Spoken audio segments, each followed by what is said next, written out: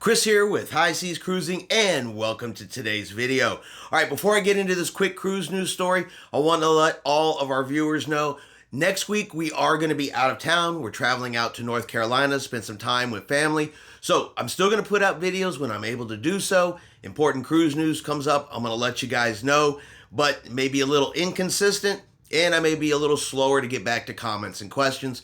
Just want to let everybody know that in advance. All right, on to our cruise news story. We have another cruise line that has dropped the pre-cruise testing requirement, and that is Margaritaville at Sea.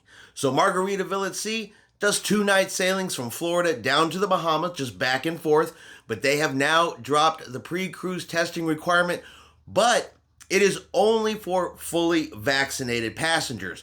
If you are sailing on Margaritaville at Sea and you are unvaccinated, you will still have to take the pre-cruise test. So this is only for vaccinated passengers, okay? And this is still a Bahamas requirement that all passengers come in have to pre-cruise test if they are not fully vaccinated. So that requirement is coming from the Bahamas. But if you're going to sail on Margaritaville at Sea, you are fully vaccinated, you do not need to pre-cruise test, and that begins on July 23rd. So that just begins tomorrow. So they're immediately jumping on this. And we're still waiting to see who is going to be the big cruise line. Because we've seen these little ones.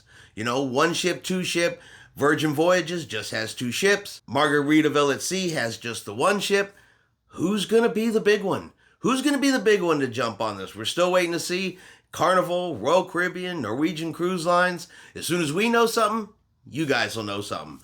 All right, I hope you have enjoyed this quick cruise news video. If you have, do me a favor, give it a thumbs up. Have yourself a great day, and like always, we will see you out on the high seas.